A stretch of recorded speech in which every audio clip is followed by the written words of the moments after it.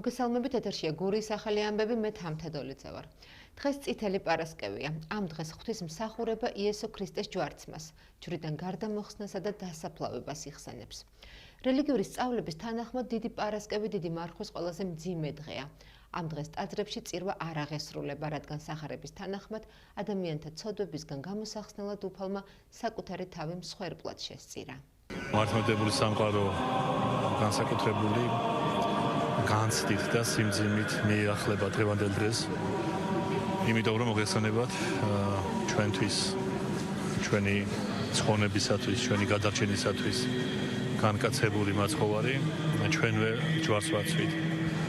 რა თქმა უნდა, ეს არის თითოეულ ჩვენთაგანში ტოვებს იმის ღრმას სინანულს და იმის განცდას, რომ ჩვენ მართალია დაახლოებით 2000 წელი გვაშორებს ამ მოვლენასთან, მაგრამ ჩვენს იმავე ხომარ ვაკეთებთ დღევანდელ დღეს ჩვენი ცხოვრების წესით პირველ რიგში. და რაც შეეხება დღევანდელ მსახურებას, რა თქმა უნდა, ეს მძიმეა, რა თქმა უნდა, ეს განსაკუთრებით უკავშირდება, ასე ვთქვათ, თითოეული მართლმადიდებელი ამ დღეს განსაკუთრებულ განცდებშია. რა თქმა უნდა, არის უმძიმესი მარხვა, მაგრამ ჩვენ მოგეხსენებათ ალბათ, რომ ყველა ჯვარცმას თან მოსდევს აღდგომა. მისი შინაარსობრივი დატვირთვიდან მომდინარეობს, რომ ადამიანმა ამ ქვეყნიურ სიმძიმეებს უნდა აჯობოს გამარჯვებით, ისევე როგორც იესომ სიკვდილი დაამარცხა სიცოცხლით, ბოროტებაზე სიკეთის გამარჯვებით და სიხარულის მოლოდინში ლოცვებით, მდუმარებით და რა თქმა უნდა მონანიებით უნდა გავატაროთ დღევანდელი დღე. 9 აპრილის ტრაგედიიდან 37 წელი გავიდა. სახელმწიფო რწმუნებმა გურიის მხარეში გიორგი ღურჯუმელიძემ ადგილობრივი ხელისუფლების წარმომადგენლებთან ერთად 1989 წლის 9 აპრილს დაღუპული ოზურგეთელი ნინო თოიძისა და ჩოხატაურელი ნატო გიორგაძის საფლავები ყვავილებით შეემკო და პატივი მიაგო გარდაცვლილი გმირების ხსოვნას.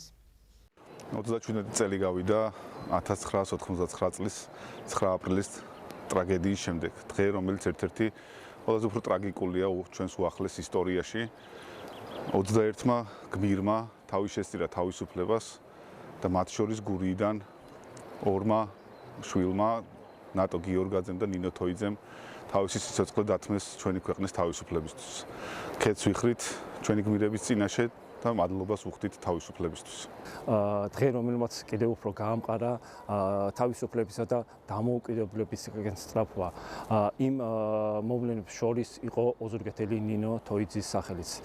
დღეს სოფელ ლიხაურში საფლავთან პატივი მივაგეთ მის ხსოვნას და კიდევ ერთხელ გავიხსენეთ ის ღირებულებები, რომელიც აერთიანებს ჩვენ საზოგადოებას. მადლობა გმირებს თავისუფლებისათვის. დღევანდელი დღე არის ჩვენი ქვეყნის ერთიანობის, ჩვენი ქვეყნის თავისუფლების სიყვარულის სიმბოლო.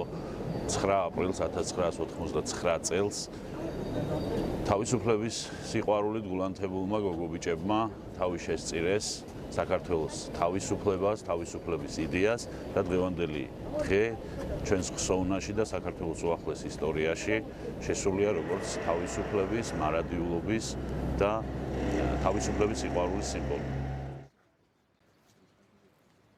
9 აპრილი იყო მთავარი თემა გადაცემაში სივრცე დიალოგისთვის. ჩოხატაურის ყოფილმა მერმა ირაკლი კუჭავამ აპრილის მძიმე დღეები გაიხსენა, როცა საპროტესტო აქციებს თავადაც მეგობრებთან ერთად უერთდებოდა. როგორც კუჭავა ამბობს, 9 აპრილი საქართველოსთვის დიდი მორალური უპირატესობის მოპოვებისა და ორმაგი, ტკივილისა და სიამაყის გრძნობის მომტანი განცდა. ეს იყო მასობრივი გმირობის აქტი. იქ ვინც იდგა დაღუპული, გადარჩენილი, მოწამლული, ყველა გმირია. რომ გმირობა ხომ მაინც მორალური კატეგორიაა. 99 წლის 9 აპრილის დადგომიდან 1 წლის თავზე ასეთი შეფასება მიიღო ზუსტად, რომ ეს რა იყო ეს თარიღი სამგლოვიარო და საზეიმო. სამგლოვიარო გასაგებია რატომაც, მაგრამ იყო საზეიმოც. და ამაზე შეთანხმდა ქართული საზოგადოება მაშინ, რომ აი ეს ორმაგი განცდა გააჩინა ამ თარიღმა. 9 აპრილმა შეცვალა ჩვენი უახლეს ისტორია. გაიყო უახლეს ისტორია ორ ნაწილად 9 აპრილამდე და 9 აპრილის შემდეგ. დაიცით რა გააკეთა პირველი 9 აპრილმა რა შედეგი დადო? მორალური უპირატესობა მოუპყვა ეროვნულ მოძრაობას და მის ლიდერებს. ეროვნული მოძრაობის მხარდაჭერა ანუ ქვეყნის დამოუკიდებლობის მხარდაჭერა იქცა უკვე კარგ ტონად. ამან გამოიწვია ზუსტად ის, რომ 90 წლის 28 ოქტომბერს ეროვნული მოძრაობა კვალიმაგი და თავისუფალი საქართველოს სახით მოვიდა ხელისუფლებაში. კი ბატონო და დამოუკიდებლობის და 9 აპრილს ამ ხელისუფლებამ გამოაცხადა და სიმბოლური ჟესტი იყო და სწორი იყო, რომ 9 აპრილის აღდგენა გამოცხადა დამოუკიდებლობა. ფასების შემსწავლელი დროებითი საპარლამენტო კომისია მომდევნო კვირიდან უკვე ნავთობ იმპორტიორებთან შეხვედრას გამართავს. სურსათისა და მედიკამენტების შემდეგ დაიწყება საწვავის ფასების შესწავლა. კომისიის ხელმძღვანელის განცხადებით საკვებ პროდუქტებთან დაკავშირებით 60-ზე მეტი კომპანია შეისწავლეს. შემუშავდება პირველადი მოქმედების გეგმა, რომლის საფუძველზეც მომხმარებელი კონკრეტულ პროდუქტებზე ხელშესახებ შედეგს მიიღებს. რაც შეეხება გრძელვადიან გეგმას, მისი მიზანი იქნება, რომ სექტორი გახდეს უფრო გამჭვირვალე და კონკურენტუნარიანი.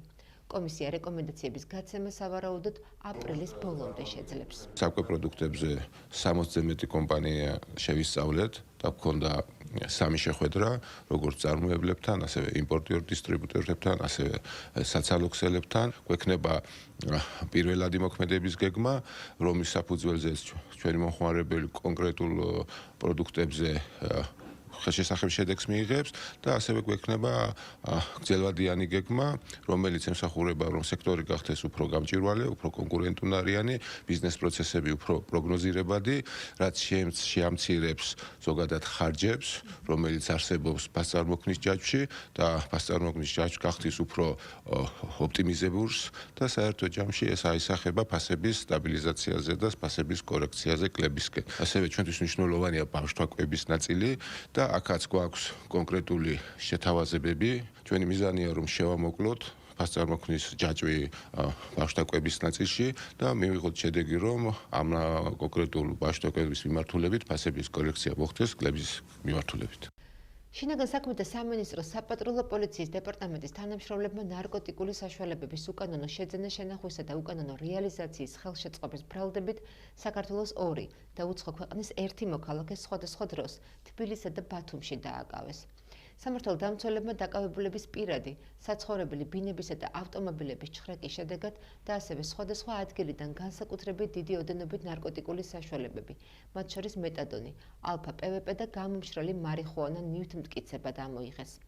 გამოძიება სისხლის სამართლის კოდექსის 260 და 260 კვარტამუხლებით მიმდინარეობს, რაც 20 წლამდიან უვადო თავისუფლების აღკვეთას ითვალისწინებს. საქართველოს საფეხბურთო ჩემპიონატის მეოთხე ლიგაში მეორე ტურის მატჩები გაიმართა. ოზურგეთის მერცხალმა საკუთარ მოედანზე მარტვილის მერანი ორსულმასპინძლა და დიდი ანგარიშით 3-0 გაიმარჯვა. გოლები ოზურგეთელთაგან გიორგი ჭანუყაძემ, ნოდარ მაჭავარიანმა და კოკა შენგელიამ გაიტანეს. ასევე მეოთხე ლიგაში თავისი შეხვედრა გამართა ჩოხატაურის ბახმარულ.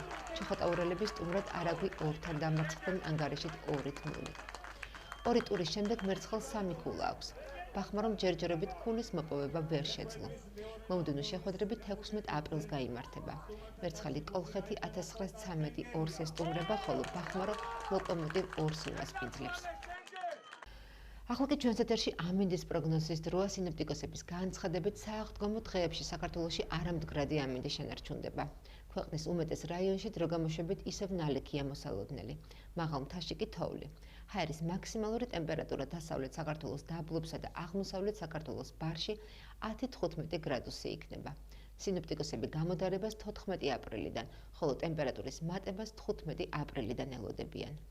ახლა რაც შეეხება კონკრეტულ ქალაქებს და ჩვენს რეგიონს, ოზურგეთში ხვალისთვის მოსალოდნელია წვიმა და ტემპერატურა 8 გრადუსი. ჩოხატაურშიც ასევე წვიმა არის ნავარაუდები, ტემპერატურა კი დაფიქსირდება 9 გრადუსი სითბო. წვიმა იქნება ლანჩხუთშიც და ნავარაუდებია 10 გრადუსი სითბო. რაც შეეხება ურეკს, ჩვენ სანაპირო ზოლზე 9 გრადუსი დაფიქსირდება, ხოლო ბახმაროში ტემპერატურა იქნება ტრადიციულად დაბალი და 3 გრადუსია ნავარაუდები. რაც შეეხება დედაქალაქში შედარებით მაღალი იქნება სითბო და 15 გრადუსი დაფიქსირდება, თუმცა აქაც წვიმა არის ნავარაუდები.